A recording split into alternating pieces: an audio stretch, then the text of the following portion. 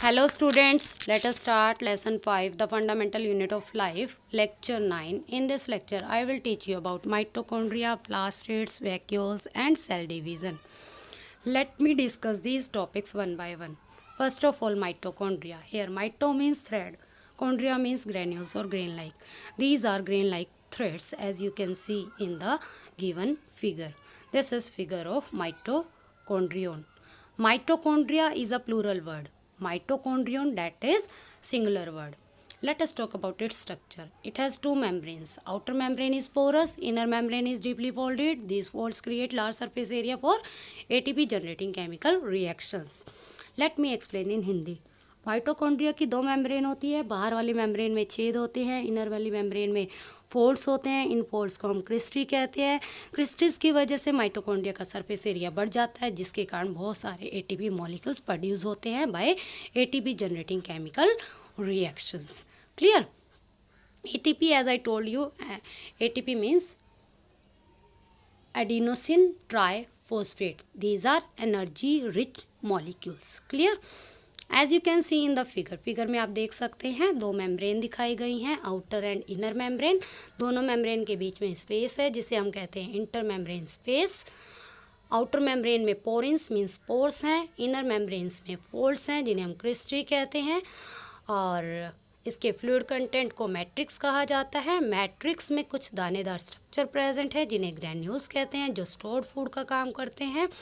और इसके अलावा मैट्रिक्स में डीएनए एंड राइबोसोम भी प्रेजेंट है. Due to the presence of their own DNA and ribosome, mitochondrians is known as strange organelle. Ribosomes की presence की वजह से ये अपने खुद के प्रोटीन्स भी बना सकते हैं. एक और ऑर्गेनेली है जिसे स्ट्रेंज ऑर्गेनेली कहते हैं, that is plastid. About plastid we will discuss later on. Let us discuss functions of mitochondria. Mitochondria का पहला फंक्शन है कि ये सेल के पावर हाउस का काम करते हैं, क्योंकि ये एनर्जी जनरेट करते हैं in the form of ATP, adenosine triphosphate. These are energy currency of the cell, or we can say that high energy containing molecules. The energy stored in the ATP is utilized for making new chemical compounds and for mechanical work performed by cells. Second function में ये बताया गया है कि it is a strange organelle because it has its own DNA and ribosome, therefore it is able to make some of its own proteins.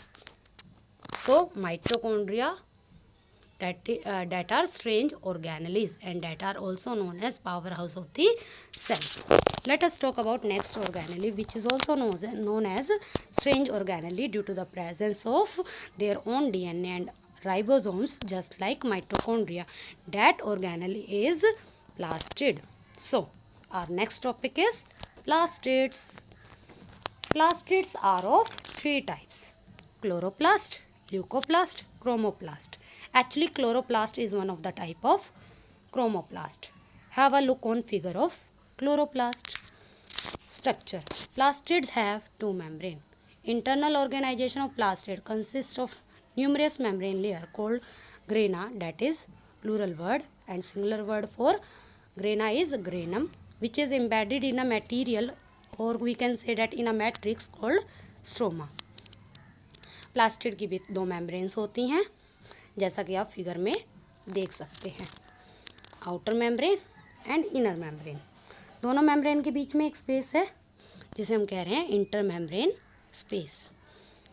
Inner membrane consist of, as you can see, numerous membrane layers, that is grana. Grana is plural word. Singular word is shown here, that is granum. Each granum consists a unit known as thylakoid. Thylakoids of adjacent grana are connected to each other by lamella. The fluid content is known as stroma here. Let us talk about its function. Function of chromoplast. Chromoplasts are actually colored plastids. That's why they provide color to leaves, fruits and flowers. One of the colored plastid is chloroplast, which is actually green colored plastids due to the presence of green pigments. Green pigments are known as chlorophyll. Chloroplast and chlorophyll both help in photosynthesis by absorbing sunlight. As you know, photosynthesis is a process by which plants make their own food in the presence of sunlight. Let us talk about leucoplasts. Leucoplasts, these are colorless plastids. These help in storage of starch, oil and protein granules. Means starch, oil and proteins. These are stored in the form of grain-like structures. Let us talk about next organelle, that is vacuole. Vacuoles. As you can see in figure, outer membrane is called tonoplast and the inner matrix is called cell sap, which contain water, inorganic molecules, organic molecules. These are actually storage sac for solid as well as liquid content. In animal cell, these are small sized. In plant cell, these are large sized. In some of the plant cell, vacuole may occupy 50 to 90% of the cell volume. Clear? Let me explain in Hindi. ये storage sac हैं. Animal cell में ये छोटे size के होते हैं, plant cell में ये इतने बड़े साइज़ के भी हो सकते हैं कि एक सिंगल वैक्यूल सेल वॉल्यूम का 50 to 90% वॉल्यूम ऑक्यूपाई कर सकते हैं. Late us talk about function. As vacuoles have cell sap, that's why they provide rigidity and turgidity to the cell.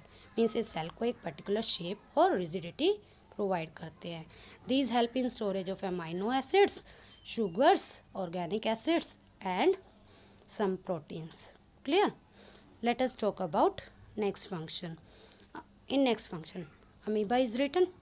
Amoeba, it is a unicellular organism. It engulfs its food with the help of pseudopodia. That food entered in the form of food vacuoles. It means food vacuoles contain food items that amoeba has consumed. In some unicellular organisms, there are specialized vacuoles which help in expelling waste and excess water from the cell. Let us talk about last topic of this chapter, that is cell division. Cell division is also known as cell reproduction. Cell reproduction is a process by which a parent cell divides and forms two new cells, or we can say that two daughter cells.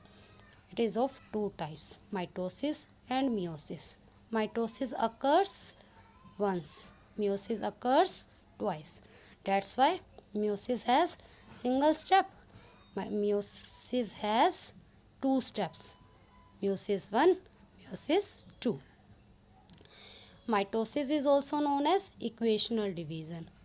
Let us talk about meiosis. Meiosis 1 is known as reductional division and meiosis 2 is known as equational division. Why these are named so? Let us explain in detail with the help of table in which differences are mentioned.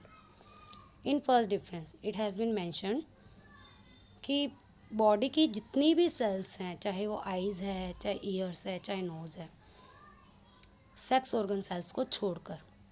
Clear? जितनी भी body की sales हैं उन सब में होने वाले division को हम माइटोसिस कहते हैं.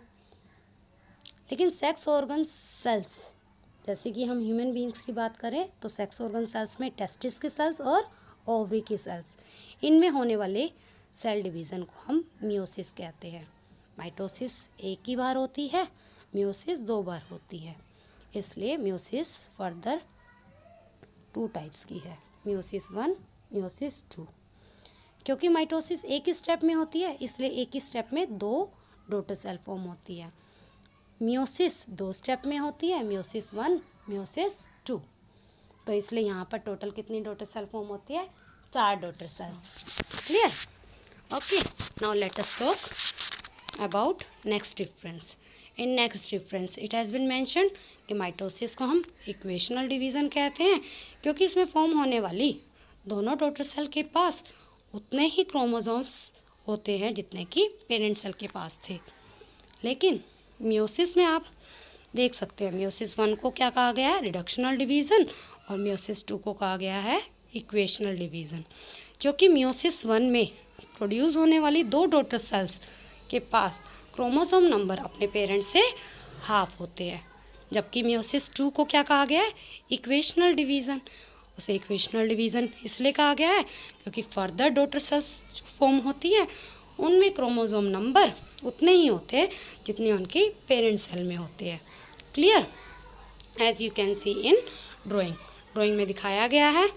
पेरेंट सेल के पास 23 पेयर्स ऑफ क्रोमोसोम है और उनसे प्रोड्यूस होने वाली डॉटर सेल्स में भी 23 पेयर्स ऑफ क्रोमोसोम्स हैं। लेकिन अगर मियोसिस के फिगर में देखें तो मियोसिस 1 में जो 2 डॉटर सेल्स फॉर्म हुई हैं उनमें क्रोमोसोम नंबर 23 है, जबकि पेरेंट सेल में 23 पेयर्स है। इट मीन्स यहाँ क्रोमोसोम नंबर रिड्यूस होकर हाफ हो गए हैं। जबकि सेकेंड स्टेप में आप देख रहे हैं फर्दर 2 सेल्स प्रोड्यूस हुई हैं, क्रोमोसोम नंबर उनमें 23 ही हैं। इट मीन्स यहाँ पर क्रोमोसोम नंबर उतने ही हैं जितने इनकी पेरेंट सेल में थे।